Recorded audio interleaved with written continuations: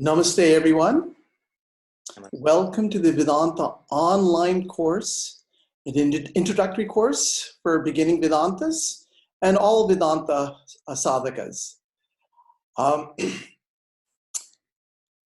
My name is Swami Prabhavananda, and I will be the host for the next 7 to 8 sessions on our Vedanta online course. And I'm coming to you from San Diego. San Diego is located in California in the United States. And what a course. Does anybody know the meaning of San Diego? Let me ask this question first of all. Most people think it means Saint Diego. But there is a famous saint who passed away in San Diego. Do you know who he is? It is Swami Tyagananda. And the Chinmoyananda people I've heard have defined San Diego as San Diego. San die ego. It's where the ego dies and you become a saint. So this actually is what the meaning of this class is about. It's about transcending or cleansing that selfish aspect of us that stands in the way of our infinite divine nature, the selfish ego. And in the next series of classes, we're going to talk about Vedanta theory. You can discover insights into who am I? What is this world that I see around me? And what is God, if there is such a thing as God? We're also going to introduce you into practices such as meditations, selfless service, devotional practices. And by doing all those things, what are the experiences we can hope to achieve by this? Can we get samadhi? What are some practical experiences we can hope to achieve by doing simple spiritual practices? We're going to uncover this in the next 7 weeks on this journey. And the thing about the courses here is that there are 7 courses, and each course, you'll notice, has a different speaker, which is addressing a different topic. And you'll see that each speaker has a different personality, and they will come across that ultimate reality slightly, maybe in a different way. And you have to see what resonates with you. At your time and moment of life, what teachings are resonating with you? What starts to move you within your life? And what do you feel you can cling into and help you in your practices? Each class is meant to help you develop to the next class. So it's important. A question was asked to me, can we miss some of the classes? It's important to attend all the classes. This is a Vedanta series, not just a class. It's a series that's going to touch on the various aspects of Vedanta. And we will send you a link every Monday on the following class on Wednesday. Now, another question that's been asked to me is, will these classes be recorded? Suppose for whatever reason, I can't attend the class. Yes, good news. We are going to record these classes, but that's not meant for you not to attend. It's meant for you to go back over the material and listen to it a second and third time to gain more insights. Okay, we will send you that link. It'll take about a couple days, 2 to 3 days afterwards. Another question that was asked to me is, why are we using Zoom? Why not use YouTube? So the reason we're using Zoom is because it's an interactive software. We have the ability. I wanted to make this class different compared to YouTube, where you just broadcast a lecture and you listen to it. It's about having the person's darshan. So what that means is that you'll be able to ask live questions. You'll be able to type in questions. The person and the speaker will be able to see you. What is darshan? When you go to a temple and have darshan of the divine, what does it mean? Well, part of darshan is for you to see the divine. But the other aspect of darshan is that you feel the divine is seeing you. You feel that the divine is actually looking at me and sees me and hears me. So one of the things, another reason why we're using Zoom, it's important for our speaker to be able to see you. So we'd like for you, if it's okay with you, there is a video. You have a choice to be on video or not video. And I see some people have chosen not to be on video. It would help the speaker immensely if she can see your faces. Not only are you having her darshan, but she needs to read you and grasp what you're getting. And then she'll respond to your faces to be able to better help you out from where you are. So we request at this moment, if you're okay with it, please remove your video so that the speaker can see you as well. I'd like to welcome everybody today to this Vedanta online community. We have over 900 people. We have about 900 people signed up for this online community. And I just wanted to show you for a moment here. You can see, if I can do this here. Yes, here we go. If you can see very closely, we have people, we have attendees from 20 different countries. Whoa. All over the world that are going to be viewing with us. It's wonderful. We have a whole Vedanta online community that you're going to be able to connect with. And it's such a great experience to be with people of like mind from all the various parts of the world. And judging from the questions that we have had, I can tell you that there are people who are beginners, who are intermediates, and who are also advanced people.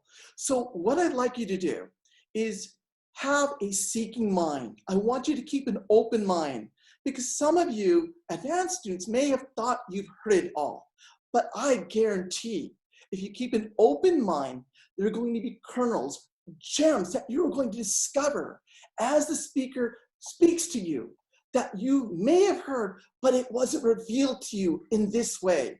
And you're going to get an insight into something about your own self, an insight maybe into a family member, an insight into the divine. So I would like you to keep an open mind as you listen, as you have as a beginner's mind. Take notes. And also, when you are participating, we ask that you give your full focus and attention to the speaker. She'll be speaking for approximately 1 hour. And for that 1 hour, the best way, people are asking me, how can I prepare for this? The way you can best prepare is to have an open mind, a blank mind, and be receptive to what the speaker is speaking. Block out any type of any preconceptions you may have, and keep an open mind and just absorb like a sponge. Shravana. Just listen with complete openness. Take down notes and try to understand what the divine, through this speaker, is trying to tell you today. What new insights are you going to learn? And you'll discover that all of us, for probably the first time in history, are facing the same problems all together in a global crisis. Today, we are all on what's called a spiritual journey, a hero's journey. And in a hero's journey, was a great mythology written by Joseph Campbell, who stated that when you're facing a crisis, what's going to be your call to adventure? Right now, we're all facing the same crisis. What is our call to adventure? What is the divine wanting us to do? One of the laws of Vedanta you're going to discover is that it states that nothing in the world is permanent. So you cannot remain, whatever you do, there's going to be something that's going to change. Either at the end of this quarantine process, you're going to end up gaining 25 pounds and being very tamasic, or this could be a chance, an opportunity to reflect, to start to gain some spiritual insights, to start to do some spiritual practices, to even get off and get physically active, mentally active, and spiritually active. The challenge is up to you. What are you going to do? And that's what these classes are about today. You're going to descend into your inner journey. You're going to uncover, as the hero's journey, uncover your own inner demons. Find out what they are. And then you're going to have to discover what sadhanas, what spiritual practice you can use to eradicate those demons. So at the end of this quarantine, when we ask you, how have you transformed? You'll have an answer. How have I transformed? And that's what these Vedanta online classes are about today. So let me now begin by starting with the chant, and then I'm going to introduce our speaker. The chant will be Asato Ma, and in San Diego we have a tradition. If you know the chant, chant along. Om Asato Ma Sadgamaya Tamaso Ma Jyotir Gamaya Mrityor Ma Amritam Gamaya Avir Avir Maeti Rudrayate Dakshinam Mukham Tenamam Pahi Nityam Tenamam Pahi Nityam Om Shanti Shanti Shanti. Lead us from the unreal to the real. Lead us from darkness to light. Lead us from death to immortality. Light us through and through, and guide us evermore with thy loving presence. Om, peace, peace, peace.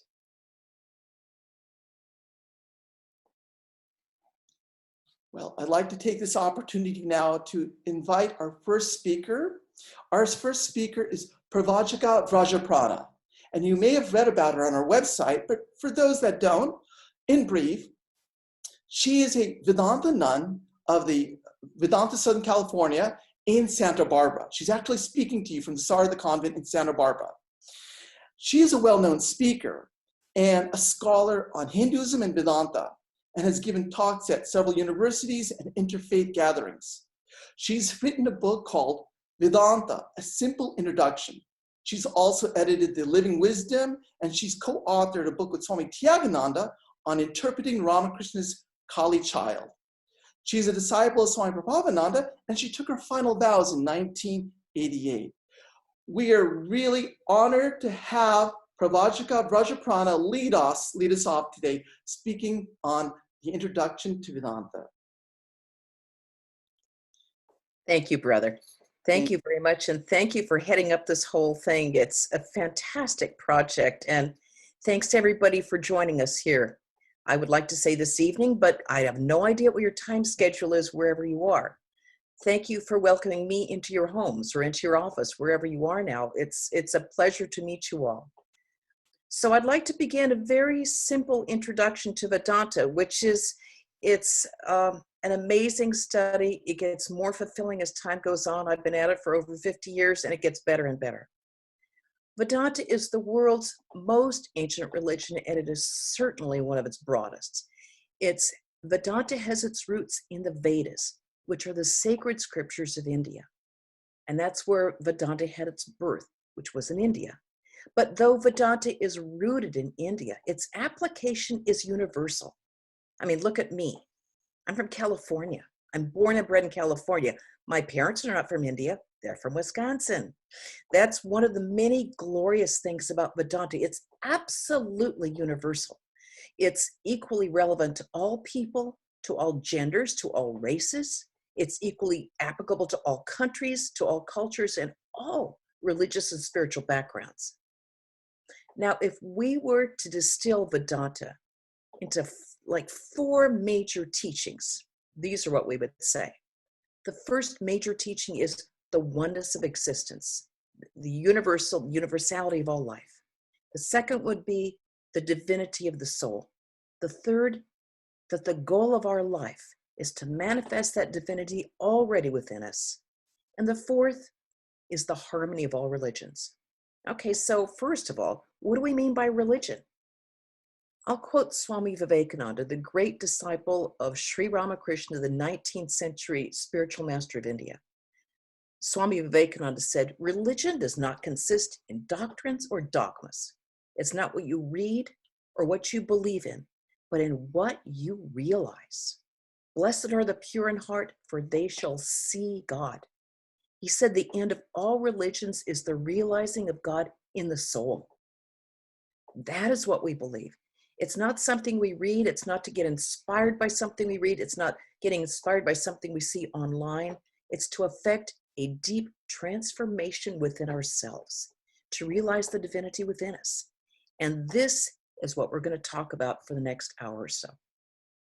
In the Chandogya Upanishad, and the Upanishads are the knowledge portion of the Vedas, the Chandogya says, Sarvam Kalvidam Brahma.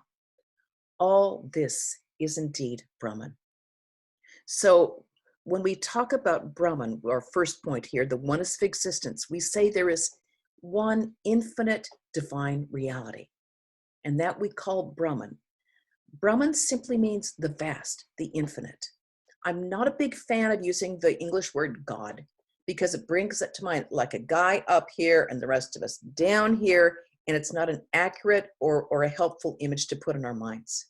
Brahman is infinite being, infinite pure consciousness, and infinite joy. So whatever we see, whatever we experience, whatever we know is nothing but Brahman. Brahman is this infinite divine existence through which everything exists. We can think of Brahman as like being this movie screen, right? It's this stable, unmoving movie screen upon which all these changing images are taking forth. All these changing images are going around. Without that unmoving screen, there's no movie. Without this infinite, unchanging reality, it's not possible to have this changing universe. We exist in and through Brahman. The second one is the divinity of the soul. So just as divinity pervades everything, pervades all things, so divinity lives within our own hearts as the Atman. I prefer the Sanskrit word Atman to soul because the English word soul often implies the mind or a portion of the mind, but the Atman is completely separate from the mind, completely separate from the body. The Atman, most importantly, is who we really are. That is our real identity. Our body undergoes change from birth to death. We grow, we flourish, then we decay, see, and we die. It happens so fast. So the mind has its ups and downs. The mind goes up and it goes down. We have our joys and our sorrows. We have despairs. We've got mood swings. We react to pain. We react to pleasure. We have its likes and dislikes. And just like the body, the mind too weakens and loses its strength. But the Atman is beyond all this. It is never born and it never dies. The second chapter of the Bhagavad Gita has this wonderful line. It says, know the self, unborn, undying, never ceasing, never beginning, birthless, deathless, unchanging forever. How can it die the death of the body? You know, we had our senior nun here, Vrajaprana, was such a wonderful, wonderful nun. She joined here in 1943, and she was a fantastic musician. So she put most of the Bhagavad Gita to music. In the last 2 weeks of her life, she sang this continually. Know the self, unborn, undying, never ceasing, never beginning. Even the doctors were in tears. They said, that's so beautiful. You know why it's so beautiful? Because it's true. That's the beauty of it. The Atman is pure. It's perfect. It's unaffected by anxiety, which there's a tremendous amount of right now, rightfully so, but it's unaffected by our anxiety, our fear, our grief, our ignorance. It's unaffected by all the failings of our body or the failings of the mind. And most importantly, that's who we are. We are that. We are that reality. Brahman and Atman are the same reality. Brahman and Atman are one. The same reality. There can't be two infinite realities. Brahman and Atman are one. The same reality that pervades the sun and the moon and the stars is the same reality that lies within our hearts. There was a really wonderful Swami at the Institute of Culture in Calcutta, Swami Lokeshwarananda, that Swami Harinamananda was very fortunate to spend a good amount of time with.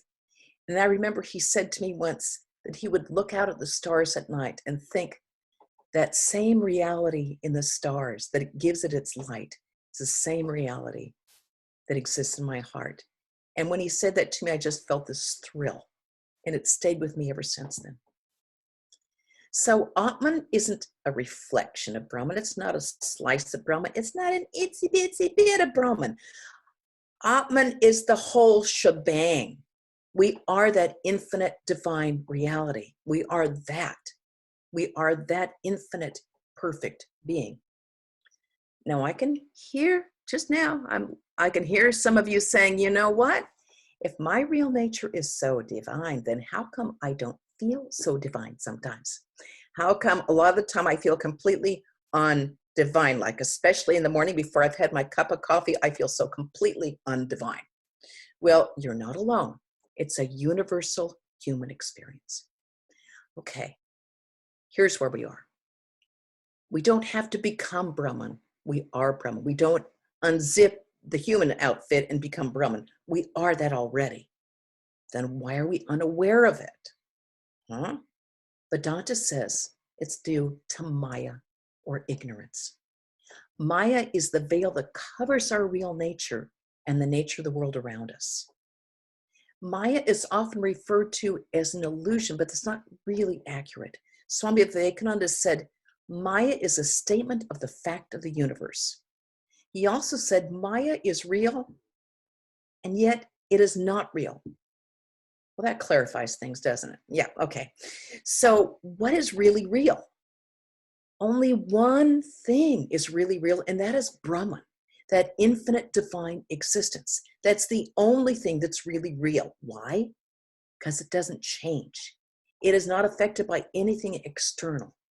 It's the only thing in this changing universe not subject to change. The only thing.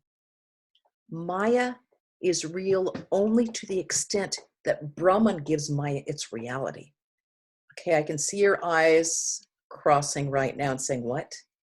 Because that sounds completely irrelevant to my life. Why do I have to listen to this when I could be, having potato chips? Okay, what does this have to do with my life? Okay, we're seeing nothing but Brahman all the time. Everything we experience, everything we see is nothing but Brahman. But we're seeing it through the lens of name and form, through time, space, and causality. We see separate individuals and separate existences. The great Indian 7th century sage philosopher Shankara gave this famous example of the rope and the snake, and don't you dare say I've heard that before. I know you've heard it 1,000 times. We're going to make it 1,001. Get over it. Okay. We walk down a dark alley and we see what we think is a snake, and our heart starts to palpitate. We can't breathe. We freeze. We got a lot of snakes here in Santa Barbara, so I totally understand. It's like, ah. And then we look a little closer. It's like, oh, that's just a rope. Whew. Exhale. The snake wasn't real. The snake was my delusion. I put a snake over the reality of the rope. What happens is that the rope was real, the snake existed only in my own deluded mind. In the same way, we're walking down our own little alleyway of ignorance. And instead of seeing ourselves as immortal divine beings, we see ourselves as frail, mortal beings subject to death and despair. We're subject to disease. We're subject to loss. And we feel like we're at the mercy of everything external in the universe. What to speak, we're at the mercy of our own minds. That's how we feel. Maya, this cosmic ignorance, prevents us from knowing who we really are. We really are the infinite. We are perfect. We're free. And we feel that somehow. We are eternal. We somehow feel that too. But instead, this Maya projects the veil. A veil projects a fake reality, just like that snake. Our fake reality is that we're frail mortal beings. Now, as if that isn't bad enough, and it is, that's bad, okay? But it gets worse because this beginning part of ignorance has this domino effect. And the domino happens like, okay, first of all, the infinite apparently, Eva, apparently becomes finite. It divides reality into me and everything that's not me. We make that initial division. Okay, so that's the first domino going down. Then, once we've separated into that personal me and everything else but me, here comes the ego, the big bloated ego. And that's where our troubles really get bad. The great sage Sri Ramakrishna said that Maya is nothing but the egotism of the embodied soul. And he said this egotism has covered everything like a veil. That sounds about right. Okay, that domino goes down. Then we get more dominoes. Because the nature of the ego is to feel a lack, to feel unfulfilled, to feel like there has to be, that I'm incomplete, there has to be something more. It gives us that sense of hankering always for something more, always yearning and longing for something else, like always reaching for that apple that you can't reach. That is the nature of the ego, to do that. And that, if only we could do that, if only I could have that, if I could possess that, whether it's a person or a thing or a job or the newest iPhone, if only I had that, then I'll be fulfilled. That, another domino, down it goes, because this hankering leads to activity. What's wrong with activity? Americans love activity. We love being active. We're an active people. We fix it. Yeah. What's wrong with activity? Nothing, except that actions have results. All actions are karmas. Okay, and this brings us to the whole concept of karma. You've heard the word karma over and over and over again, but the word karma comes from the verb root kre, to do.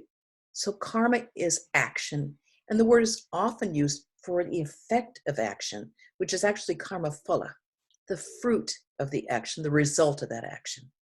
So all actions or karmas have effects, karma phalas, the fruits of actions. Okay, basically, all good actions and good thoughts come back to us as happiness or joy in some form, either mentally or physically, in this life or a future life.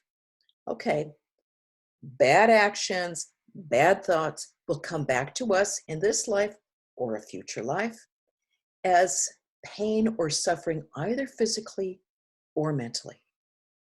Now, it's important to remember that we can't erase these karmas.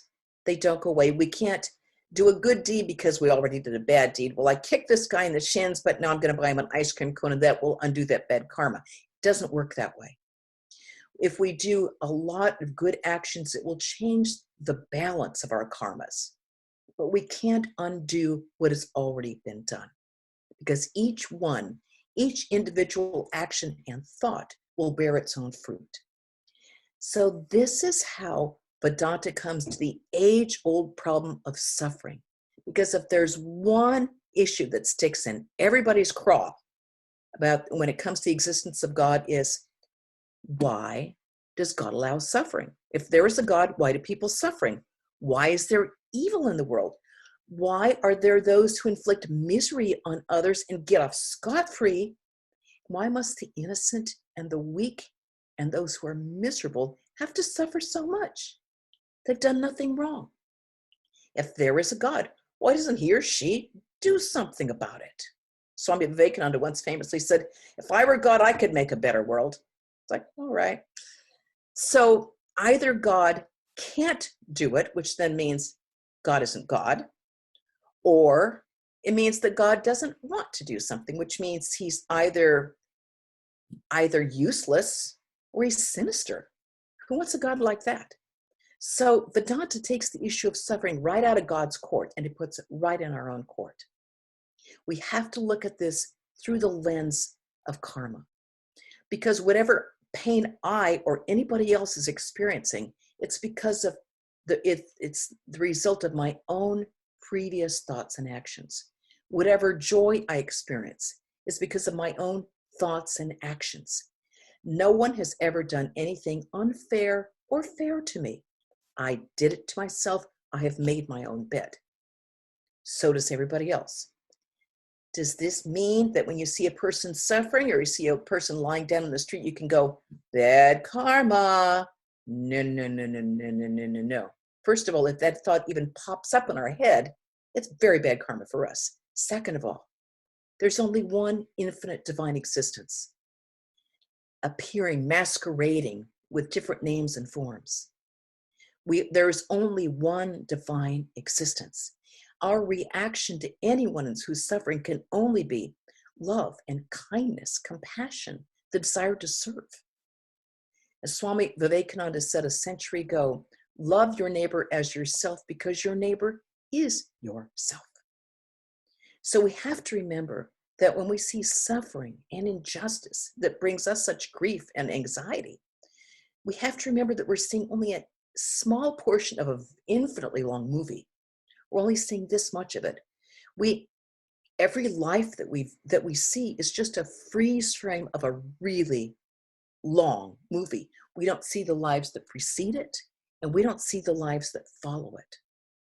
There's one thing we do know, however, that every person, every being will eventually come, no matter how depraved that person is, no matter how terrible that person is, that person will eventually, through a succession of lifetimes and no doubt through a lot of suffering, will realize his or her divine nature.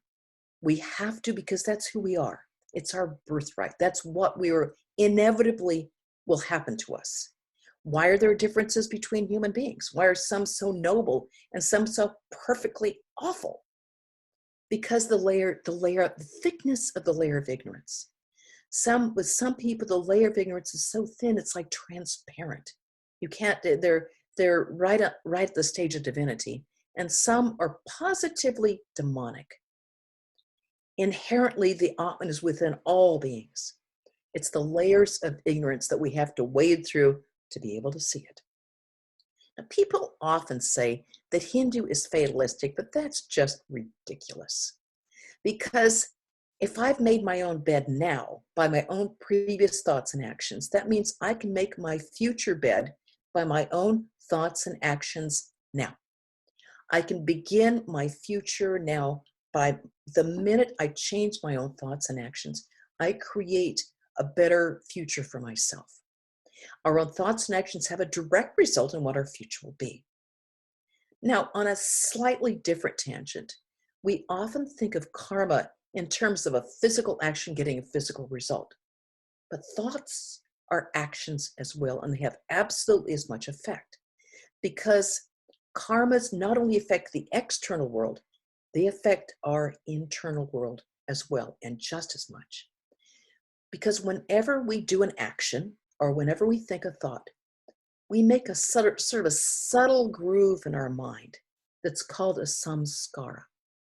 And whenever we repeat an action or repeat a thought, that groove becomes deeper. If we do it once, it makes tiny little, do it a few times, gets deeper. If you do it 100,000 times, you've got the Grand Canyon going.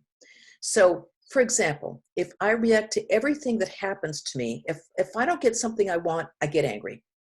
If every time I get frustrated, I get angry. Every time someone doesn't agree with me, I get angry. I'm creating a crater for myself so that anytime any input comes in, and it isn't exactly what I want, I'm going to create an angry disposition. It's like you've got a dry creek bed and the water comes in. All of a sudden, you've got this massive flow of a river that the force is very hard to check. Same thing, all of these inputting, we're getting data from the external world that's coming in. We're putting it in, but it's going into these grooves we've already made in our mind. It's going to naturally go into those grooves because otherwise it's literally like putting water uphill. It's going to take the course of least resistance.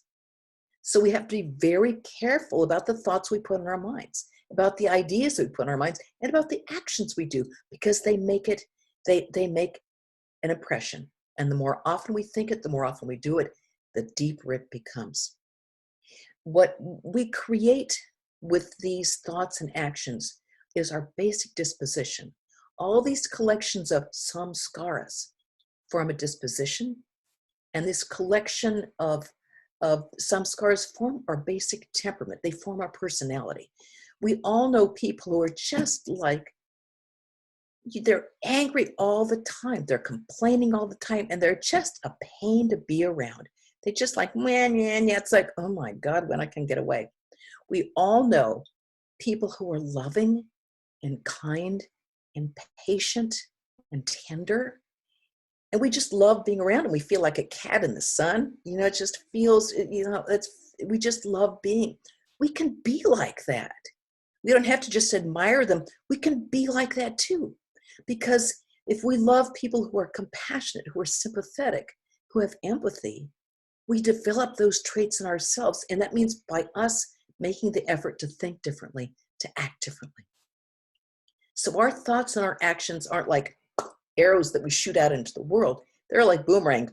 They come back to us. They come back to us as far as our physical karma is coming back, and they come back as far as how our temperament is, how we view the world is because of our own thoughts and actions. So what happens with our karmas, good or bad, when we die? We've got all these effects of karma, these karma phala that's coming in, but we die. It's like, where are they going to go? Well, you're going to need a new body for that. Hence, we come to reincarnation. We have to have a new body to experience all this karma phala, all the results of our karmas, good and bad. Now, the problem with this is that as long as we take a birth and we're still not illumined, we're still deluded by Maya, we're still going to go into that hankering thing. We're still going to have this bloated ego coming on stage with us. And it's going to say, I want, I desire, I need, because this will make me happy. It will lack so much. It will need so much. It's going to think I'm a separate mortal creature. I need this to make me happy, something outside of myself. And because we desire so much, it's going to prompt more action. More desire is going to bring us more action. More action will bring us, guess what? More results of action. Those karma phala, both good and bad, which we will need to reap the results of. Oh, bing! I guess I need a new body now. And here we go around and around and around this chain of birth and death and rebirth and death, this endless Groundhog Day all over and over again. So we'll be stuck in this wretched Groundhog Day on this endless merry-go-round of birth and death until we just get sick of it all. And we want to get off this wheel of samsara, When we desire freedom from the slavery of desire, from this slavery of endless births and deaths, then and only then does our spiritual life begin. That is when our spiritual life begins, when we get sick of it. When we say, you know what? I want freedom. This desire, this thing, this hankering after desire just bringing me misery.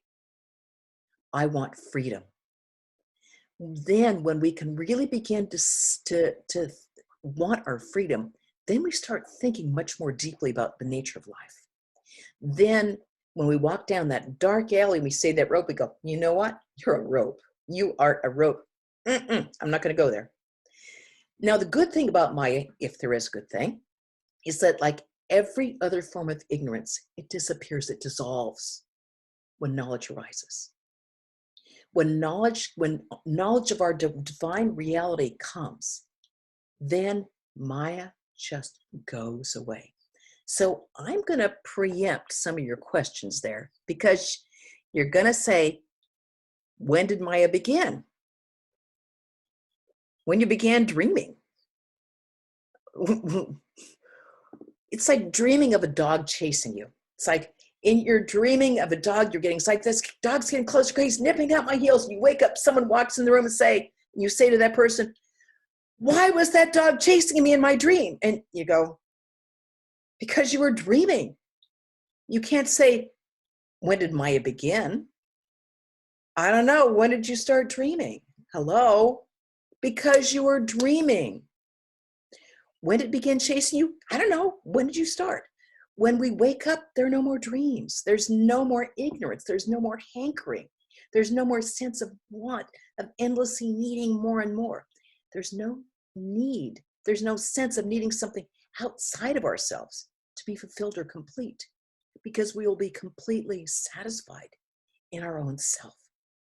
Hey, you know what? Who doesn't want to be fulfilled? Who doesn't want to feel complete? Who doesn't want to be joyful and happy? Okay, that sounds great. So how do we go about doing it? That's where Vedanta's third tenet comes in.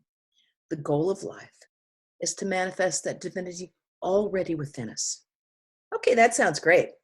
How do we do it? Spiritual practice, sadhana. It's the only way to do it. We can't do it by watching videos. We can't do it by reading inspiring books. It's work, baby. It's work. We have to practice spiritual disciplines. And this is where the yogas come in. Yoga is not what we do at the gym. Hatha yoga is helpful for staying fit and healthy, but hatha yoga is not what we're going to talk about here. My niece, Leslie, who is a yoga teacher. Hi, Les. Rama, how are you doing? She's here. She is a fantastic yoga teacher, but I got to tell you, my darling, yoga won't give us freedom. Physical yoga, hatha yoga, will not give us freedom from desire. It won't free us from delusion. It's great to have a body that's fit and strong and healthy. It's really important. All of us should want a body that's fit and healthy and strong. But even a fit, strong, healthy body is going to die, as we know now with this COVID all too well. This body will eventually die. How are we going to deal with that reality? How do we deal with the fact that this is very temporary? How do we deal with it? Spiritual practice. It's the only way to deal with it. So what will work? What will remove our delusion? What will give us peace? The original yoga. The word yoga comes from the verb root yud, to yoke, to unite. There are four major yogas. Bhakti yoga, the path of love and devotion. Jnana yoga, the path of reason. Karma yoga, the path of work or action. And Raja yoga, the path of meditation. All these yogas need to be combined.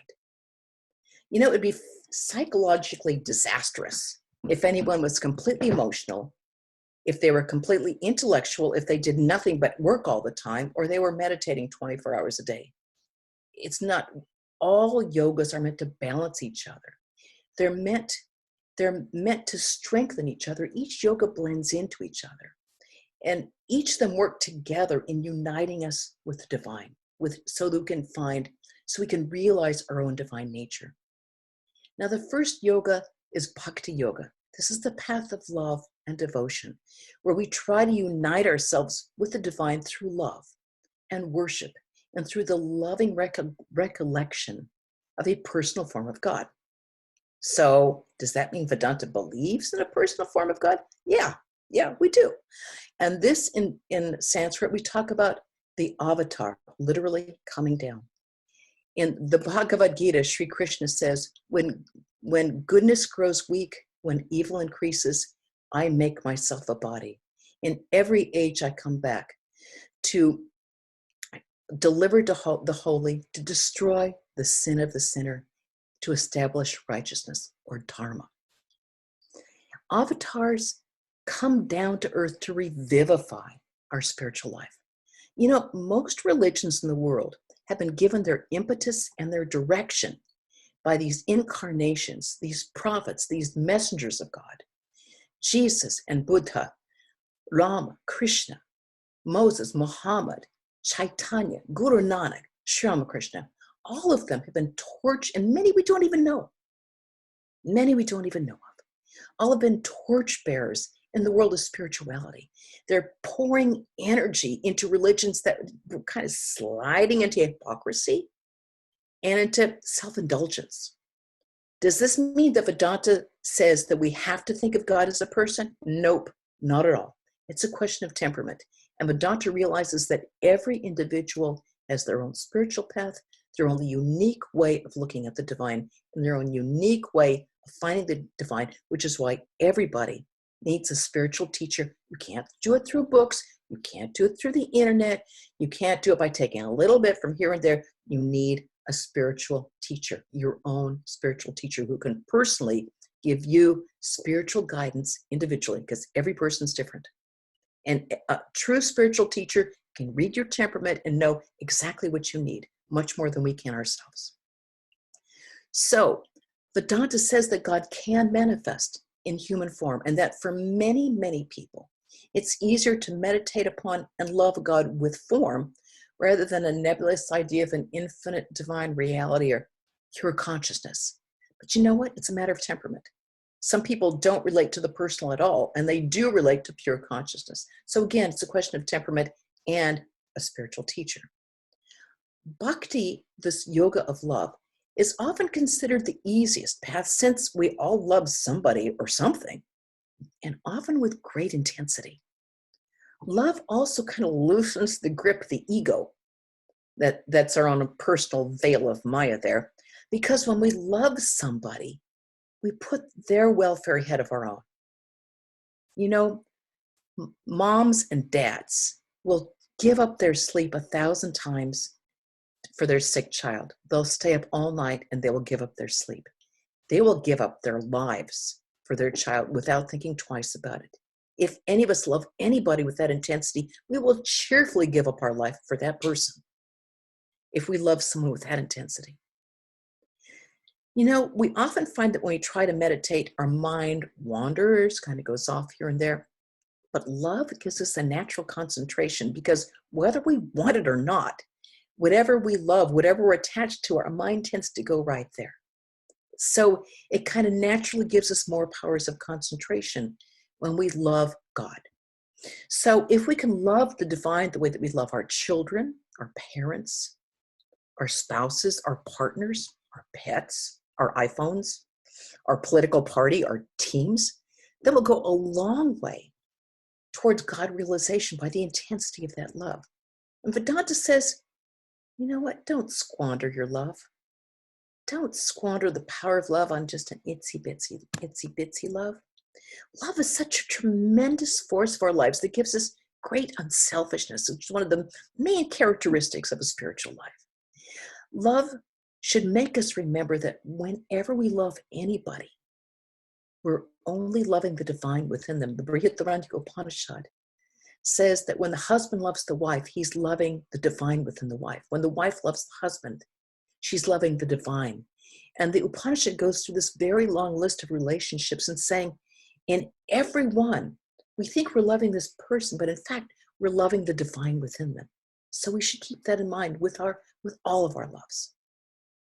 You know, we're loving the divine all the time, only we don't realize it. Only the divine will never leave us. It cannot fail us. And when we love that being, that reality which cannot diminish, which cannot fail us, cannot ever leave us, it's the most precious love we can have. That love won't sour, it won't fade away, it won't leave us bored, it won't leave us disappointed. It won't leave us looking for somewhere else for something more. Now, the yoga of love is balanced by the yoga of reason, or jnana yoga. Jnana yoga is the yoga of knowledge and reason, not knowledge in the intellectual sense that we get through books, but the knowledge of that ultimate reality, the Brahman and Atman are one. And the realization of that unity, the jnani, who is a follower of jnana yoga, says that that which never changes is the real, and that which changes is unreal, and that which passes away is unreal. So the jnanis are followers of Advaita Vedanta, and they affirm the sole reality of Brahman. Now, you know what? All Vedantins, all followers of Vedanta, no matter which yoga they follow, affirm the sole reality of Brahman. Everyone will say, yep, that's who we are, that's what we believe in. But the distinction here is in our spiritual practice. Those Vedantas who are philosophically non-dualistic, Advaita Vedantas, they are the ones who practice jnana yoga. And in practice, those who are, for example, devotees, bhakti, people who follow bhakti yoga, prefer to keep a distinction between themselves and the object of their love so they can enjoy the sweetness of a relationship. Jnanis, those that follow Jnana Yoga, say, you know what? All duality is ignorance. Don't need it. What is it that prevents us from knowing our real nature? Okay. And the nature of the world around us, it's this veil of Maya. So Jnana Yoga rips through that veil of Maya with a two-pronged approach. Okay, the first prong is negative. Neti, neti. Not this, not this. Everything that is impermanent, everything that is subjected to change, okay, we reject that. Nothing to do with it. The second prong is positive. We accept that which is real, that which is eternal, that which is unchanging. What is that? The Atman, Brahman. So that means we reject thinking about ourselves as frail and mortal. We reject thinking about others as separate from ourselves. We reject thinking of that I am real and no one else really is. We reject that. We reject thinking about ourselves as a limited physical body. We reject thinking of ourselves as this individual mind. We're not limited to our physical minds. We're not limited to individual minds. We are eternally free, pure, and perfect. We have to say that to ourselves 1,000 and billion times every day. Because just as we've drummed the wrong information to our minds again and again and again from time immemorial, we have to start putting the right thoughts back into our minds. We have to think thoughts of purity, strength. Remember, sarvam kalvidam brahma. All this is indeed Brahman. If I see separation, it's my ignorance. That's not the reality. The Ashtavakra Samhita, a classic text of Advaita Vedanta, says, attachment and aversion are attributes of the mind. You are not the mind. You are consciousness itself, changeless, undivided, free. Go in happiness. It just makes you feel so happy just to think these higher thoughts. And it's important to kind of pour in this pure water into our minds so that we can start thinking differently. Instead of identifying self as a frail, mortal being that's subject to weight, that's subject to age, that's subject to race or gender, forget that nonsense. We're pure, immortal, free. We are the Atman. And the more we practice Jnana Yoga, the more we reduce this painful hold of the ego. Because the ego is like wearing a burning suit of plastic that we can't get off our skin. It's agony. It's agony to deal with the burden of the ego.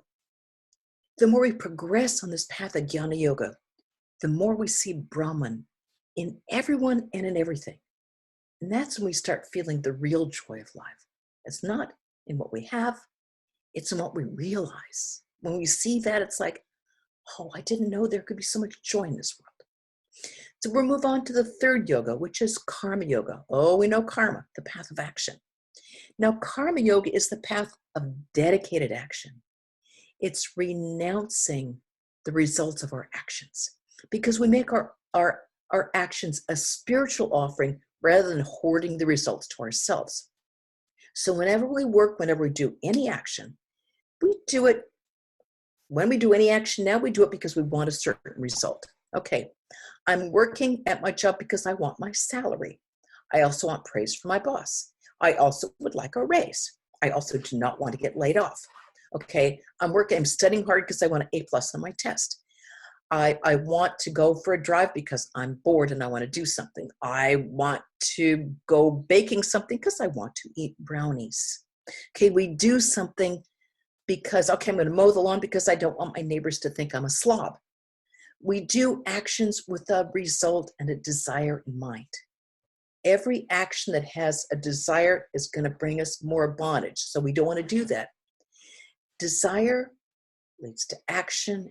And karma leads to karma phala, the fruits of karma. And so here we go with our chain of cause and effect again. It's, no, not again. But karma yoga harnesses the power of action, but it unleashes our actions from the ego. That's the key thing. And it's the ego that desires the result. So instead of doing action for myself, we do our actions as an offering to the divine. Or if you will, we do an offering to the universe. We work for the sake of work alone. We work for the sake of service, period. Get the ego out of it. Just as lovers of God, as devotees of God, offer flowers and incense to the divine as an offering, we can offer our work our thoughts as an offering to the divine, just as much as a fruit or a flower or a piece of incense. Because our actions can be offerings too. We can serve others through that. So the problem with any karma is that we desire a result. And so when we do something, we have these expectations that are just the bane of our existence. We work hard in our jobs because we want respect. We expect appreciation. We expect a raise. We expect the boss to pat us on the head. We work hard in school because we expect to get into a university. We work hard in the yard because we expect somebody to say, "Oh my God, what fabulous ranunculus you have." We have the expectation that someone apart from us will notice us. And we'll say, "Oh, that fabulous meal." Okay, what if we made that fabulous meal and they didn't say anything? What if they just like, "Oh my God, I'm sorry, but I'm gluten-free. I can't eat that."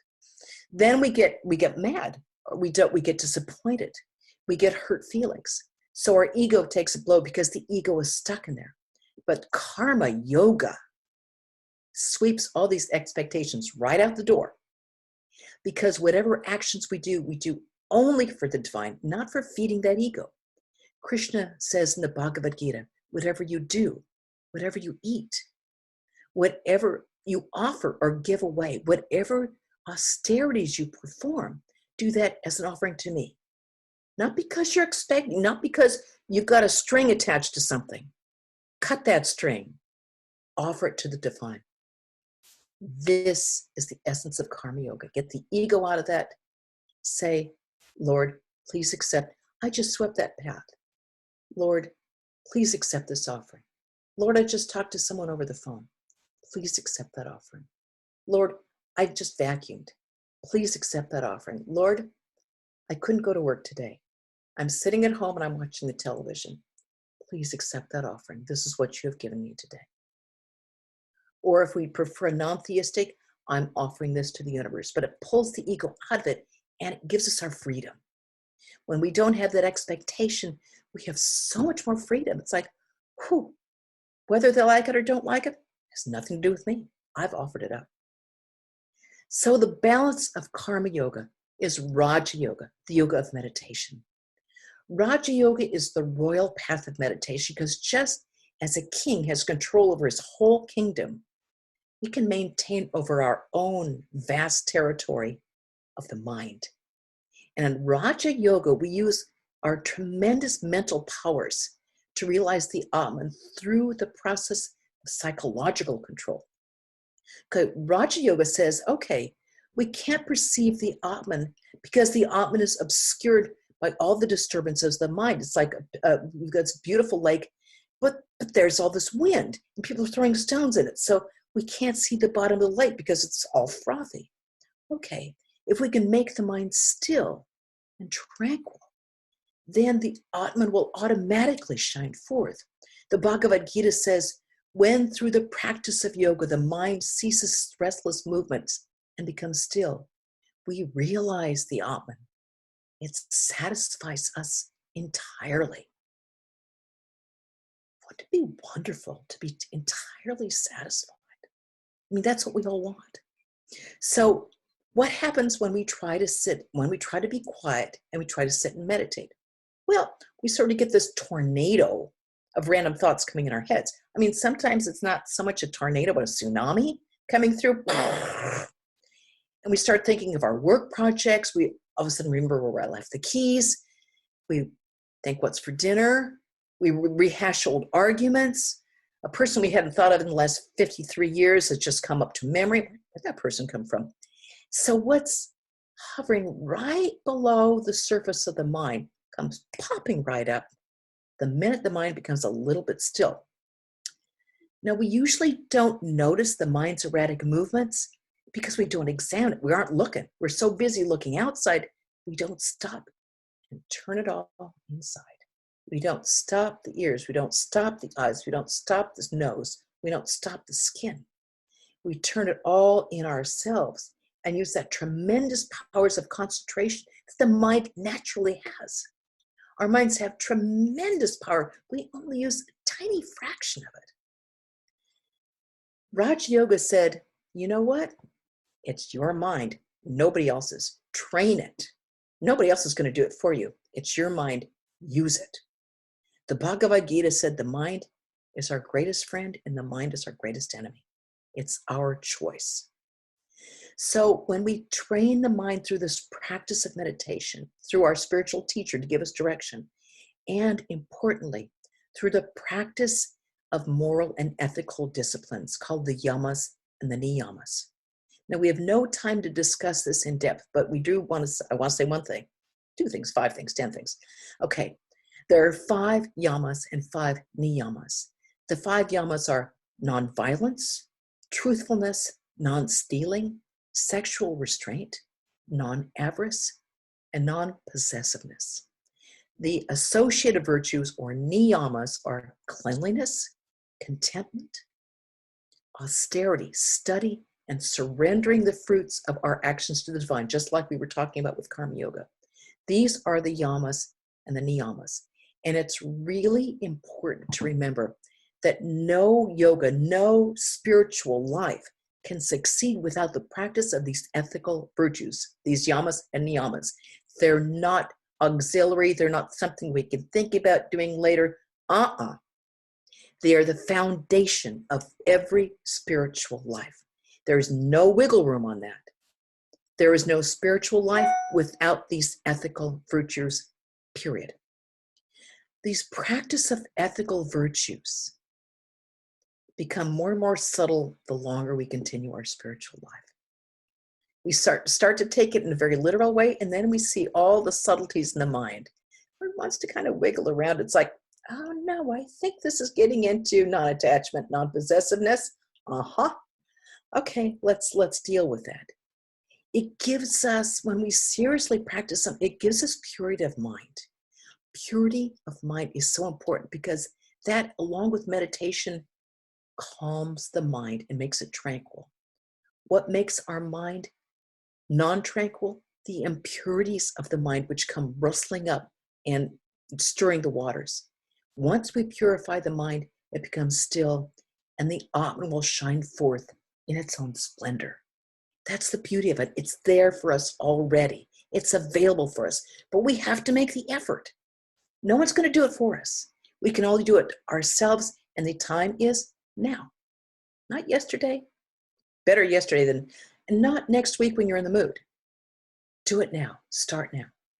Now, these 4 yogas all support and balance each other. The point of these yogas are meant to spiritualize our entire life. Each one deals with a different part of our personality, our active life, our contemplative life, our emotional life, our rational life. They're meant to, because otherwise we tend to compartmentalize our life into, oh, well, there's my spiritual life, and then there's the rest of my life, where they don't interface. That's totally wrong. We only have one life at a time, and that entire life has to be spiritualized, the whole thing, every aspect, beginning to end, inside and out.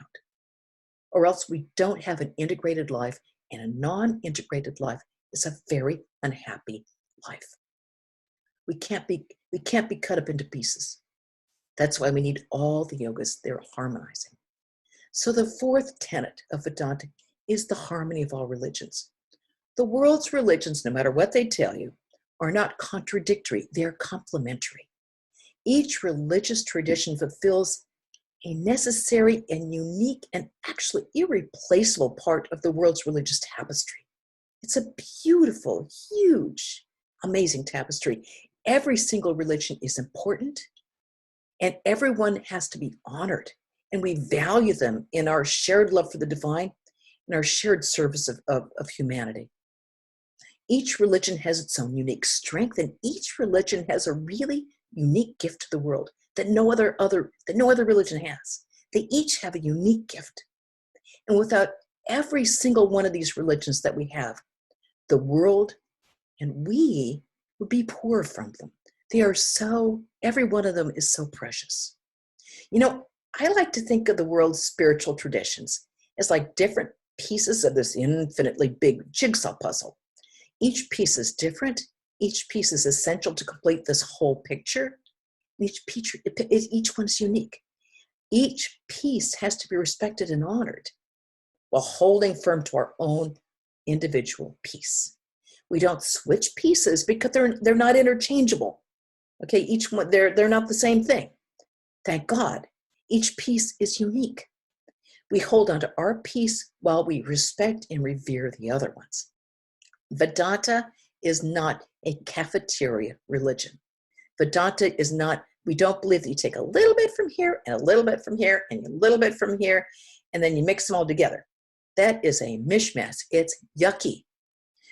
Every person has their own spiritual life, but it belongs to a spiritual tradition that is very, very deep. All these traditions are ancient. They have a tradition, a history, and there's tremendous power in that tradition and that history. So we dive deep into our own path while respecting and honoring and revering every other path. So each path leads to the same goal of uncovering our own inherent divinity. Each path will get us there. We don't trade paths, we stay on our own. Now, the final point. You know what? Are there people who've actually lived these lives, who've actually lived out these ideals? Are there people whose lives reflect these truths? Are there people whose lives can inspire us and lead us on the path? Yeah. Yes. Now, there's no time to discuss it here, but all the teachers that you're going to meet in these classes, we all belong to the Ramakrishna Order of India. And we take our inspiration from the lives and the teachings of Sri Ramakrishna, Sri Sarada Devi, and Swami Vivekananda. And I encourage all of you out there to please study their lives and their teachings, because their lives and their teachings really illustrate Vedanta in the best way possible. And with that, I'd like to thank you all. Thank you for joining us here. And I'd like to move it on to questions. Thank you, Vrajaprana, so much. What a wonderful talk. In less than an hour, she's given us basically a map of spiritual life. And now it's up to us to fill in the pieces where we feel blanks are. So we're going to open this series up now to questions and answers. What I'd like you to do is, if you go down below, you'll see a section called Participants. If you click on that Participants, to your right-hand side, you'll see a place where you can say Raise Hand. If you'd like to ask a question orally, just click on Raise Hand and we'll be able to identify you. And then Vikram, who's helping co-host this, will call on you to ask that question, all right? And now, when you ask a question, because I already have 150 questions that were submitted before this program began, and there's another section called Chat. If you click on Chat, you can type in your questions. And as you can see, I already got about 50 questions already coming in from the chat. So we will not be able to get to all these. So when we call on you, please make your question concise and to the point. Please. Concise and to the point, so that our speaker, Vrajaprana, can get through as many questions as possible for you. So let me start this off right here. Vrajaprana, the first question that's asked is, what is the advice you would give to a new devotee who's longing to learn fast and get one step closer to God realization? What daily routines would you suggest? What books would you suggest to read? What a great question. I think if I were to start with a book, I really like the Bhagavad Gita. I love, it really depends on your own temperament, because I think whether you're interested in the lives of Sri Sarada Devi, Sri Ramakrishna, Swami Vivekananda, I'm very fond of Swami Vivekananda's What Religion Is, that I should have told you about early, but it's a small little paperback for, I think, $6.95. And it really has some really great things in there by Swami Vivekananda. I love The Life of Holy Mother. It's just called Holy Mother by Swami Nikhilananda. The Bhagavad Gita, I find just absolutely a source of inspiration at all times. The Gospel of Sri Ramakrishna. I love Christopher Isherwood's book, Ramakrishna and His Disciples. I think for a daily routine, just make yourself somewhere in your home a little shrine, a little place where you feel comfortable, that people aren't tramping through it, that you can go and sit quietly and have a picture of your spiritual ideal, whatever it may be, whoever it may be, and bow down before it and have a little candle and have that be your place, and try to think of that divine presence within your heart. And then when you encounter other people, realize that presence is in their hearts as well. Try to have a time first thing in the morning and maybe in the evening too. And then try to put really good thoughts into your mind. And just remember that you're at the beginning of a long path. Don't get too disappointed in yourself. I remember when I was 15 and I started trying to meditate, I get so mad at me when I couldn't meditate. So I'd start clawing at my chest, going, come on, think. I was like, oh, come on. You're 15. What do you expect? I think we're a little hard on ourselves to begin with. But maybe better to be a little too hard than to think, oh, well, maybe tomorrow I'll start my spiritual life. But welcome to the fold. Glad you're joining us in this wonderful movement, this wonderful way to, it's like it's there. Swami Prabhavananda, my spiritual teacher, used to say, it's in the palm of your hand. Let me put a follow-up to this. As one does practices, what are some signs or some indications that we're moving in the right path? What are some indications that we're spiritually progressing for ourselves? I think, as Swami Swahananda would say, that you realize that we're getting less angry, less frustrated than we were before. We won't think that we're always right all the time. We'll be able to, when we have a mantra that's given to us by our spiritual teacher, it will come up we won't have to try to think about it. It'll just naturally come up. And then we'll begin to feel a peace in our heart. And then when we have something like this terrible pandemic going around, we won't feel like, oh my God, what happens if I die? It's like, okay.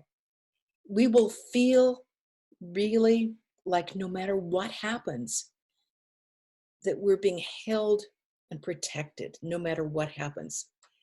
I like the image of a child resting against the heart of her mother or against her father. It's like we're being held and protected, so that even if I get sick, if I die, you know what? I know you're holding me the whole time. I'm okay with whatever happens. When we can get that sort of sense like, okay, I'm up for it, whatever you want.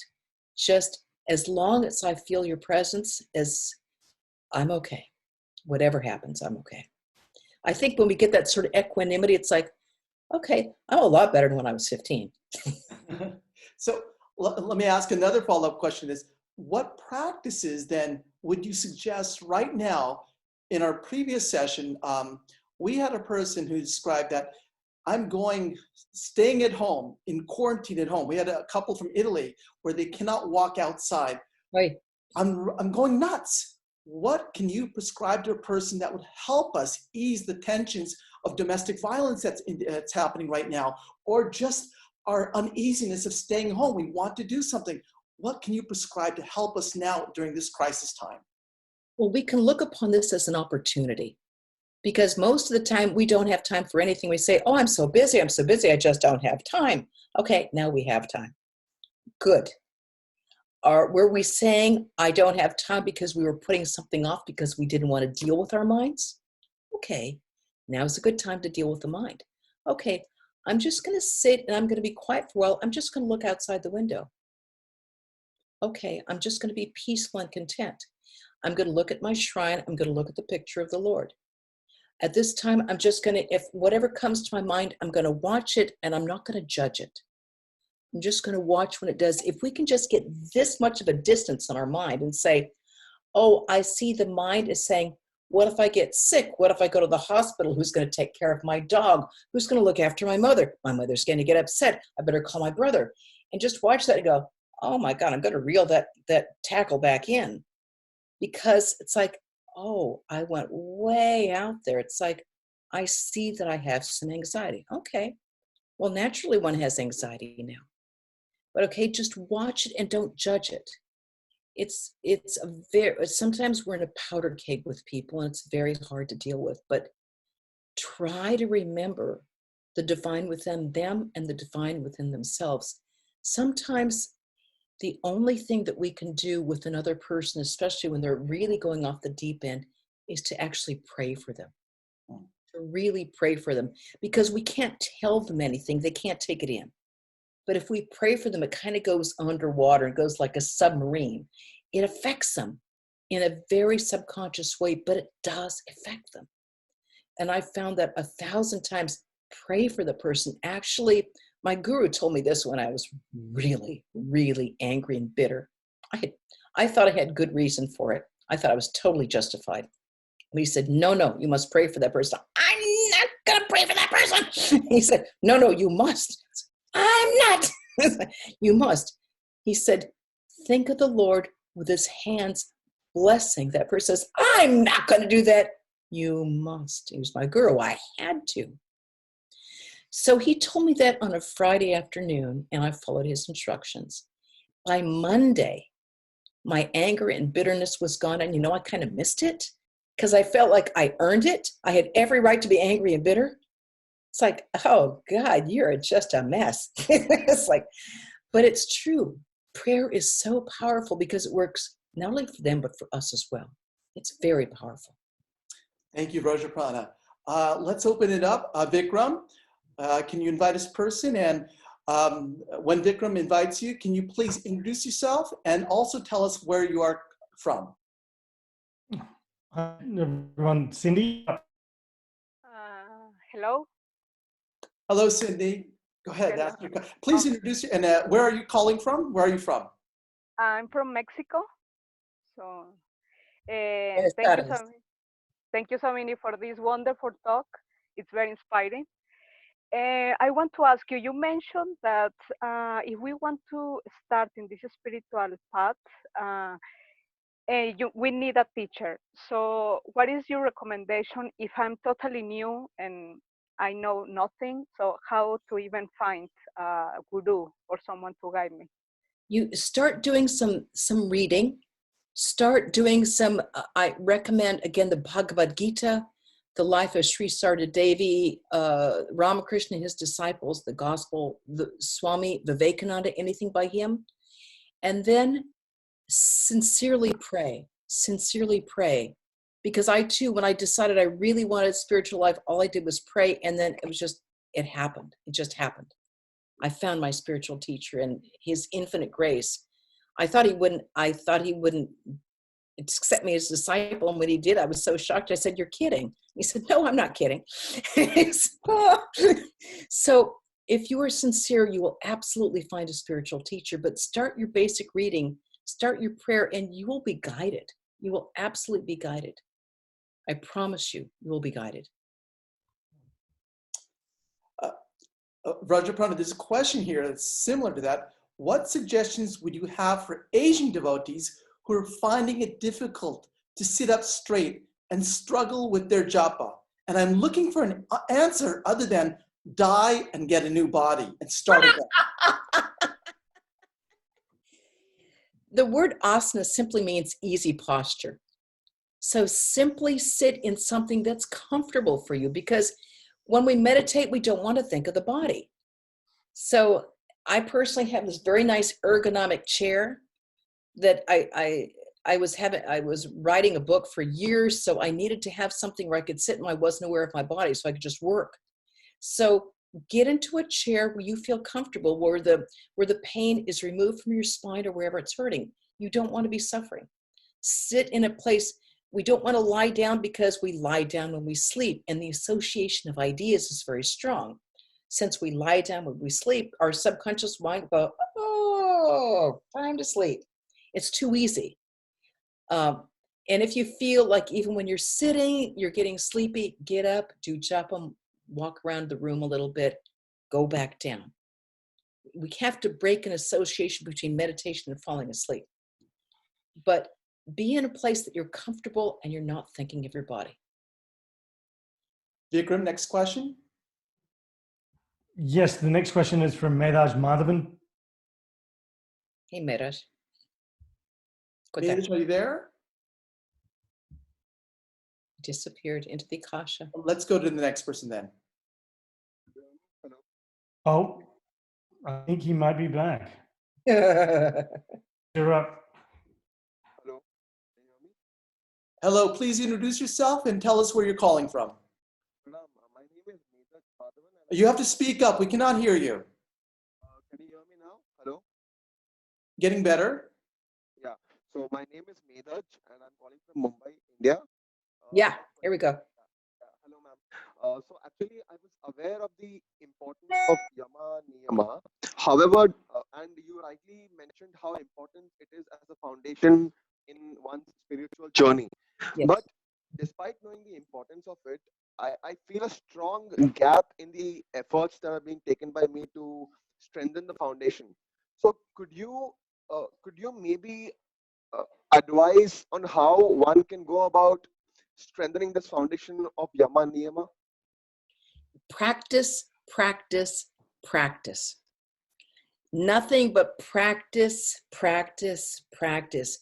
There's often gaps and there's often failings. That's the nature of being a human being. We have to practice, practice, practice. The more, when a child starts to walk, he falls down. He gets up again, falls down. That's how he develops his muscles. That's how we develop our ethical muscles. We fall down, we get back again. We say, I wish I'd done better. This time for sure I'm going to do better. We just keep getting up, we get up, we get up, and that makes us stronger. We don't give up, we get up. Again and again and again. It makes us stronger. There's another question here. Thank you so much. If all desires result in action and then action results in desire, how do we get the desire for freedom? When we get sick, when we get really sick of being stuck going around and around and around, then we'll get the desire for freedom, which isn't like a normal desire. Desire for freedom is one of those desires that lead us to freedom, lead us to self-realization. It doesn't bind us. The desire to love God, the desire for freedom, are the desires that will pull us away from the other desires. This is what we really need. So the more that we desire freedom, the more we think about freedom, the more we think about the problems inherent in fulfilling these lower desires that just tie us and bind us more, the more we get sick of like, oh my God, so sick of going around again and again and again, so sick of being exhausted by desire. It's like, oh God, there's no way I want to go through this again. I want freedom. So do you think then a follow-up question was, do you consider that the most important desire in spiritual life? Depends on your temperament. If you're a jnani, perhaps the desire for freedom. If you're a bhakta, maybe it's the desire to love God, to feel God's presence intensely in your life. If you're a Raja yogi, maybe your desire is to be aware of the luminous Atman at all times. So it depends really on your temperament. But the desire for freedom is pretty central to all of those paths. Thank you. Vikram, next question. Hello, the next question will be from Regina E. Regina? Thank you. Regina, introduce yourself and tell us where you're calling from. Hi, my name is Regina Eldred and I'm in San Diego. I wanted to get a little clarification. This is a real beginner's question. So Brahman is the same as Atma. Right. So why do we even need two words? I think you're saying that Atma is Brahma covered with Maya? No, good start though. Atman and Brahman are just two words for that same reality. We just tend to think when we think the divine within us, that's when we come up with the word Atman. But there is actually no within and without. In the ultimate thing, there's only one infinite divine reality. Whether we call it Atman or Brahman doesn't matter. But by semantics, we will say that Atman is within the being. Brahman is this all-pervading existence. Though there can't be two divine realities, there's only one. One infinite Brahman / Atman. Thank you. Another question here is, the omniscient aspect of God has always been fascinating to me. Does the omniscience mean God knows everything, really everything, for every living being and every living object, from an atom to planets to stars? And don't you think that's way too much information for God to know? If it was way too much information, then God wouldn't be God. If God is knowledge itself, then no problem. Okay, next question, Vikram. Next questionnaire is Shiva Ratna Kumari from, I think, Michigan. Shiva, you're up. I'm from Illinois. Pranam Mataji and Swamiji. So my question is on Jnana Yoga and Bhakti Yoga. You mentioned that we need to combine all yogas. I somehow understood if it is if I'm following mainly Bhakti Yoga, then I can meditate on my Ishta and karma. I can offer all my results to my Ishta. But how can we combine or balance Jnana Yoga and Bhakti Yoga? Because Jnana Yoga will realize that everything is transient, everything that we attach ourselves to. Because whether we're a bhakti yogi or if we're a bhakta, we still will attach ourselves to things. And then we have to reason, it's like, oh, you're so attached to this, this will pass away. What is real? My Ishta, my Lord. Only my Ishta will save me at this time. Everything else that I'm so attached to, that I'm clinging to with all my power, that will pass away. This body that I'm so attached to will pass away too. What is real? My Ishta. How can I reach my Ishta? Through love. But we always use our reasoning powers too, because the nature of human beings is to attach to something and we claw our way trying to keep things as they are. But the nature of things, samsara, is to change. It change. The only thing that we know on this world is that it continually changes. We fight it because we want our relationships, our friends, our everything, our positions, our everything to stay the same. It can't. So we have to loosen our grip. Thank you. Another question here is from basically most of the parents who have children. Their question is, how do I make my children believers in Hinduism? They find many concepts in Hinduism illogical and mythologies totally unbelievable and stupid. Both my children are highly educated and not willing to accept Hinduism just because a guru says so. I need help. Ah, sounds like they're children. You got to allow kids to be kids. They're big children here, it sounds like. They're going to rebel because they're rebelling against you. And this is how they're rebelling. This is how they're individuating. The only thing that you can do is show with your life how much you've grown and developed through your faith and through your spiritual practice. Nothing you say is going to make any difference. You can't argue with them. You can be who you are. And if your very being will impress them, your life, the way you deal with people, the way you deal with the world, the way you deal with them, it's not in the mouth, it's in the heart. If you can love them and allow them to be who they are, let them go through their thing, let them go through their child thing. We all did, at least American kids did. So let them do that, and they will come around. They will come around by your change of your personality. Thank you, Vrajaprana. Next question, Vikram. We have Ron's iPad number 2. Ron, are you there? Yeah, can you hear me? Yes. Introduce yourself and tell us where you're from, please. My name is Ron. I'm from Los Angeles.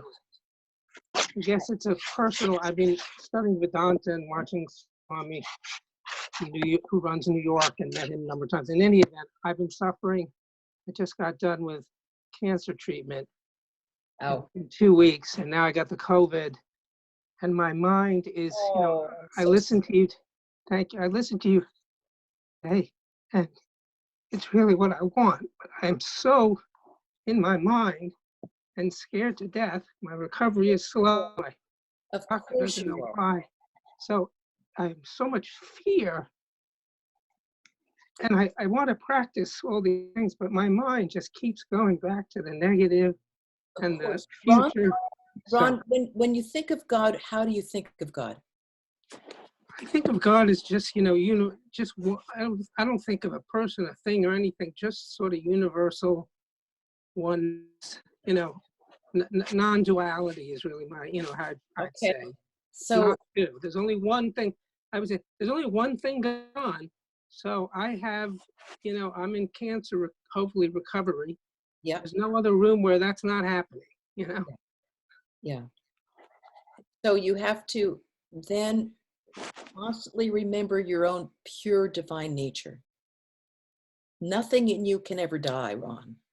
If your body goes, the body will go. If you stay centered in yourself, you can be at peace. We're going to pray for you, Ron. We're going to pray for you. We're going to pray that you're at peace and you're happy and that you recover. We're going to pray for your strength. I'm sorry, I can't hear you now. I'm not even scared of dying. I'm scared of the pain and suffering, to be honest with you. Well, yes. I just read something by Swami Ashokananda, and he said, sometimes, he said that suffering is actually the Lord's gift, and I thought, that's cold. And he said, sometimes it's the only thing that breaks our attachment to this body. Yes. Because we love our body so much. He said, imagine being born in a house and you've lived in that house for 70 years and someone says, you got to get out of the house. You go, no way I'm living this house. This is my house. I'm comfortable. It's cozy. I have no place else to go. I'm not leaving this house. I'd say, okay, well then we're going to set it on fire and it's going to start falling down. Okay, I'm going to leave that house. Right. That's the point of suffering. Now, when I first read that, I thought that is the coldest damn thing I've ever read. But the more I thought about it, the more I realized that it was true. Because we're attached to the pleasure of this body. We like this body because we can smell things, we can taste things, we can see things, we can hear things. And we don't want to leave that sweet spot. When we decide it's like, you know what, maybe I don't want to be in this anymore, is when it starts to hurt. My dad loved life with a fierceness that was unbelievable. He wasn't willing to leave his body until his heart got so bad that it was just too exhausting for him. All of us are attached to being inside this because it's the only one that we're aware of right now, and we like the pleasures. Swami Tyagananda said, he was a great illumined soul. He said, you're 93 years old, you can't see, you can't smell, you can't taste, and you hurt.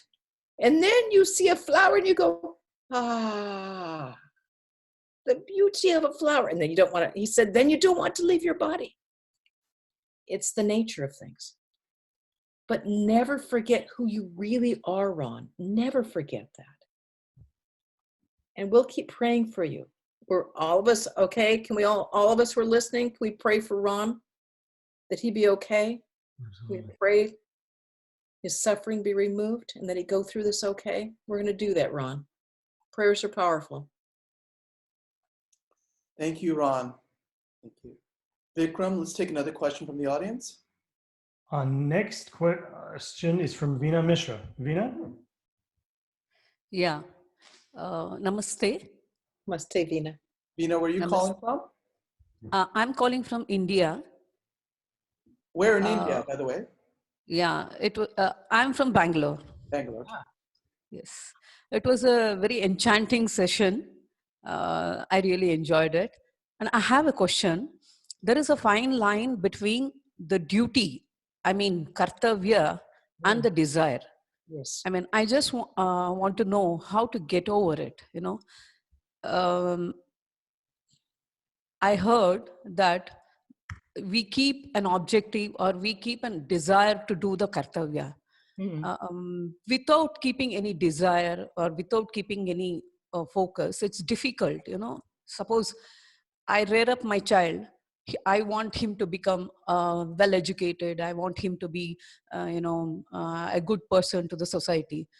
Is that a desire or it's just a duty? It is your duty as a mother to do the best you can for your child. As we were just reading about that in the Gospel of Sri Ramakrishna here at the convent a couple of days ago, that you take every care of your child, love your child. It's very natural. Do everything you can to put them in a good position of life, get them well educated, give them a great foundation to be able to launch.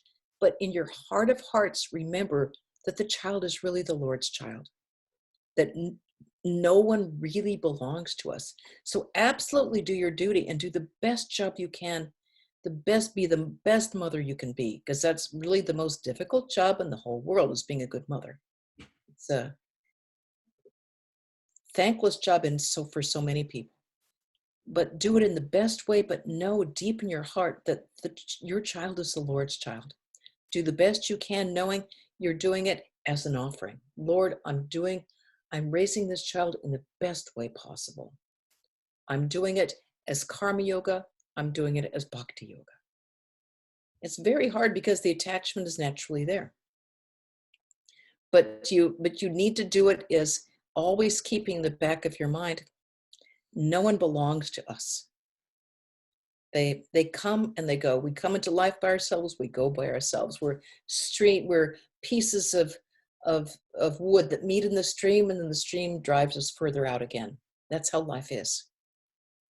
Be the best mom you can be and do everything you can to get him well educated, well married, have him set up so that he can now flourish in his life. That's what a good parent does. Thank you, Vrajaprana. The next, we have a question here that was sent. What is the relationship between Raja Yoga and Patanjali Yoga Sutras? They seem similar. What's the relationship? They are similar. They are similar.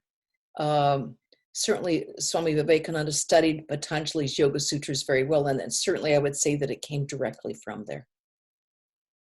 Vikram, next question. Our next question is from Merit. Merit? What's the name? Hi, this is Maitri from San Diego. Can you hear me? Hi, Mike. Where are you calling from? San Diego. I'm calling from Santee, actually, but San Diego's close enough. First of all, my heart is really connected to my brother Ron from across the world, and I'm sending out love to him. And I'd like to ask the bookend question to my fellow student from Michigan. I had never heard the yogas connected in pairs the way you did, and I'd like you to say more about and clarify the connection between karma yoga and Raja yoga. Karma yoga is the yoga of action. So by nature, we're active beings. We like to act. We have desires, and so we like to act on them. We tend to, especially I would say Americans are just overactive. We like busyness. We like to be busy in a way. We think unless we're busy, we're not really doing something right, that we should be busy all the time. And I think that's one reason why people are freaking out with this COVID thing. It's like, now I can't be busy. And their minds are still going very, very fast because they're so used to being so externalized and being busy. It's because they don't want to be quiet. Why don't you want to be quiet? I don't want to know the contents of my mind. I'm actually afraid of opening up and looking into my mind. Why? I'm afraid that something there is going to eat me. I'm afraid that something in there is going to be so awful that I won't be able to bear my own company. But if you open it up, it's like, meow, kitty, kitty, kitty. It's all quite benign. But we're afraid to look because we're afraid to be quiet. Raja Yoga sort of says, be quiet. Shut the senses down. Turn inward. Karma Yoga goes outward. Raja Yoga goes inward. Bhakti Yoga uses the heart. Jnana Yoga uses the mind. So all parts are we try to use every part of the personality and spiritualize every part. So that Sri Ramakrishna used to say, in order to thread a needle, you can't have one string sticking out, one fiber sticking out. You need all the fibers going in the same direction to thread a needle. That's what we have to do with our life. In order to realize our divine nature, every part of our being has to be going in the same direction, or else we won't succeed. It's too easy to get thrown by the wayside. Maya is just too enchanting. Swami Lokesharananda said to me, always pray to the Divine Mother, pray to the Lord. He said, because Mahamaya, The power of illusion is all powerful. So we really need to have all the cavalry behind us when we're going forward like this. Thank you, Vrajaprana. Next question, Vikram. This is a question that was written in. This is from Sangeeta Annie from the Vedanta Society of New York. Pranam Mataji for the talk. Thank you kindly. The question is, if meditation is about focusing the mind being finite, how can anyone really meditate upon an infinite that's formless? Thank you. Well, we use the powers of the mind in order to calm the mind so that the Atman, which is there, can shine forth. We use the mind to go beyond the mind. There is a stage, the stage of realization is not the mind itself, it goes beyond the mind. The mind is, it's as the Upanishad says, the words fall short and the mind itself falls away. It's beyond the mind, but we use the powers inherent of the mind to purify the mind so that it becomes the instrument through which Sri Ramakrishna said pure mind and pure Atman are one. They are one, so it becomes, the mind becomes transparent as glass so that we are able to realize the Atman already within us. The mind is finite, absolutely. But we use that finite instrument just to purify and calm the instrument so that we can go beyond the mind. Thank you, Vrajaprana. Here's a question that came in. I have resumed my passion for Indian drums, tabla, during my stay-at-home period. How can I apply Vedanta to this so it doesn't add to my ego? Am I adding more bondage to my already existing load? And you're a musician, so I'm a musician. I totally get how it. do you deal with I'm a choral singer. ego here, and how can you do this as a way of diminishing? Oh, there's but you know, I think music is one of the best ways to have a spiritual practice because it's already just elevates the mind. Music in and itself, unless it's crappy music, unless it's like, sorry, I'm very picky about music, but will elevate the mind. And there's so many bhajans, so much kirtan that when you play the tabla, it's like, what a difference it makes. Sri Ramakrishna loved it when a good tabla. In the gospel you read, Sri Ramakrishna said, well, if we had a tabla here, it'd be so much better. So just imagine yourself in the company of that and playing your tabla. I'm a choral singer. I love to sing. I love singing sacred music. I don't care what kind of sacred music it is. It's all worship of the Lord. And what I love about it is, like, I can't bear to do solos, anything like that. It makes me, but I love singing in a group because your ego totally dissolves. And you're just with one. I love singing kirtan. I love singing bhajan because it's all worship of the Lord in song. Sri Ramakrishna would go into ecstasy hearing sacred music, hearing songs to Lord. And our musical memory is so much stronger. You got me going. So much stronger than our regular memory because it's in the deepest part of our brain. It's the part of our brain that we share with dolphins and whales. It's a very deep portion of the brain. The speaking mammals use this portion of the brain. Alzheimer's patients can't speak, but if they know, they can be taught their address to music and they can recite their address and phone number if you teach it to them in music. We might not be able to remember anything, but we can remember old jingles that we heard on the television when we were 4. We can remember so many things that way. What a wonderful way to worship the Lord. Play that tabla. Thank you. All right. Vikram, is there another live question? Yes, next question is from Mohanty. Go ahead, sir. Mohanty? Yes, sir. Hi, can you tell us where you're calling from? Yeah, I'm from Houston, Texas. Hi, Mohanty.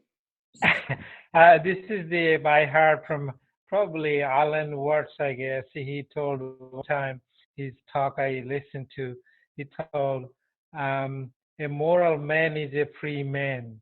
So therefore, a free man's action must be unmotivated. Would you please explain details with some example how it is unmotivated when you are free man? If you're free when you're free from desire. If you're a totally ethical, moral human being, you have your desires in complete check because you're not greedy, you're not lustful, you're not trying for the possessions of other people. You're not trying to, your selfishness is kept completely in check. You have every part of aggressiveness, because it's very interesting, the first yama is nonviolence, ahimsa.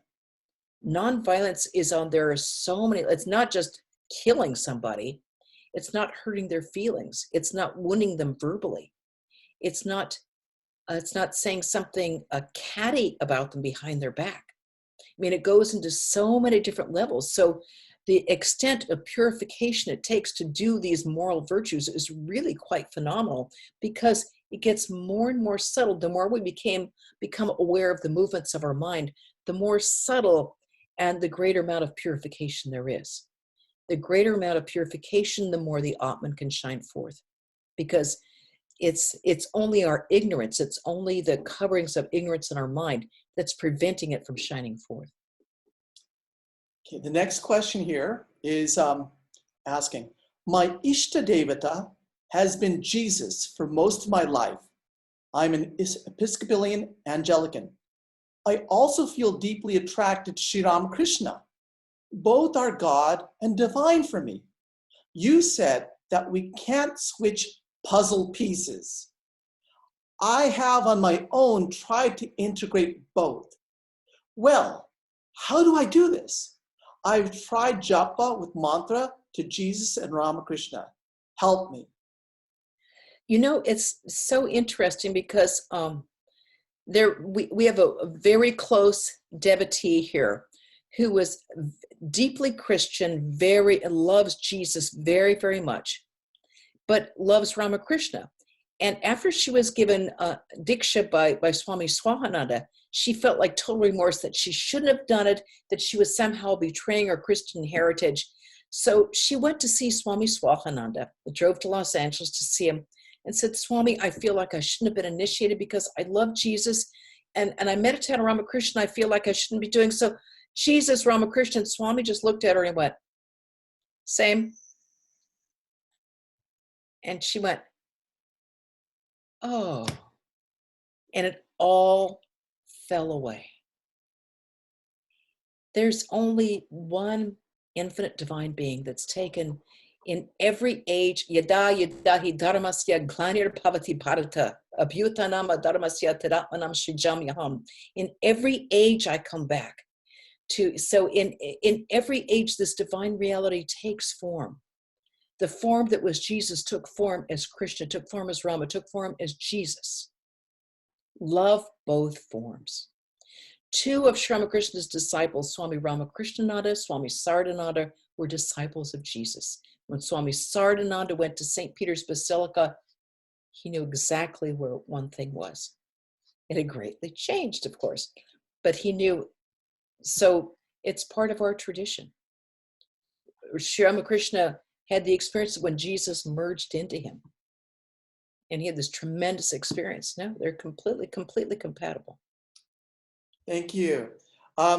Next live question, Vikram. We have an iPad. Hi, iPad. Yeah, hi. Rajendra from Austin. Question is, if Maya can hide and put a veil on Brahman, how Brahman can be described to be omnipotent? Brahman is omnipotent. The Maya is over us. It's not over Brahman. Brahman appears to be finite. The infinite is still there, but it appears, Eva, to have become finite. Nothing can affect Brahman. It affects us because of our ignorance. Once our ignorance is gone, we'll see that there was no Maya ever. It's individual. Is there a duality? If Maya exists, in spite of Brahman, isn't there a duality? Who's saying that Maya exists? Well, I mean, whether it exists or doesn't exist, but it's potent enough to be able to block the effect of Brahman. As long as we're dreaming, yes. As long as you're dreaming, you're not awake. If you're awake, you're not dreaming. If you're illumined, you don't see Maya. All right. The age-old question. Vikram, is there another live question? We've got several live questions. There's one that's So our time is running short, so just make the question really quick and to the point. Go ahead. How can we stop the negative thoughts from our childhood that come into our mind? It's from Mather from Washington, D.C. How can we stop the negative thoughts from childhood that come to our mind? By pouring in constantly positive thoughts, positive thoughts, positive thoughts. They use the example of one of those old inkwells that used to be stuck in a desk. You couldn't lift it out, you couldn't clean it. The only way to clean it is pour in pure water, pure water, pure water. Pure thoughts, pure thoughts, pure thoughts. No matter what negative messages you got, no matter what anyone told you, you know that you are infinite, you are divine, you are free, you are a child of God, you are a beloved of God. Nothing can change that no matter what anybody told you. When you start feeling bad about yourself, remember the truth that no one can make you feel bad because you know who you are and you are the infinite, you are divine, you are Brahman, you are a child of God, you are a beloved of God. Never forget that. Repeat it to yourself 1 billion times a day. Okay, another quick question here. What is the role of worship, prayer in Advaita Vedanta? Because if I am Brahman, then who is worshiping whom?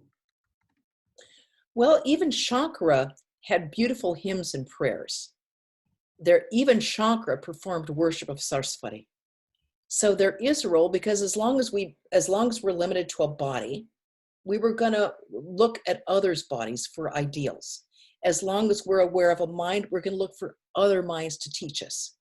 So those practices can be done for those that we think reveal the highest aspect of that non-dual reality. Now, for some people, it could be a Jesus or a Buddha or a Ramakrishna, or it could be a way of meditating on a non-dual existence. But we're always visualizing and thinking of something because the mind is too small to comprehend the infinite. We can't even think about it.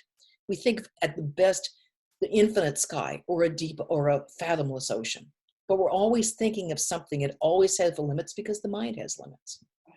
Thank you. Vikram, we'll have one more live question, last one. Do you have another person who's there? Yes, Swamiji, we have a question from Anjali G. Anjali? Hello.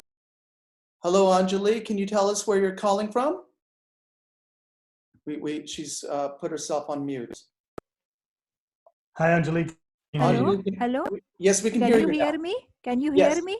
Yes, we can hear you. I'm from San Diego, and I would like to ask you, excellent lecture we have heard, and the starting point, those who want to begin on the, their sadhana on the spiritual path, what would be the ideal starting point to do our daily sadhana if we want to progress on the spiritual path, combining all the 4 yogas, Raja Yoga, Jnana Yoga, Karma Yoga, Bhakti Yoga?